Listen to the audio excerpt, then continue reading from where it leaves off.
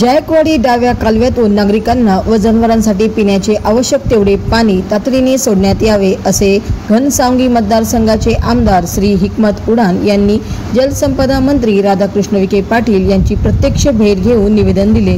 या निवेदनावर मंत्री महोदयांनी मीटिंग घेऊन ताबडतोब याबाबत योग्य ती तातडीने कारवाई केली जाईल असे आश्वासन आमदार हिकमत दादा उडान यांना दिले।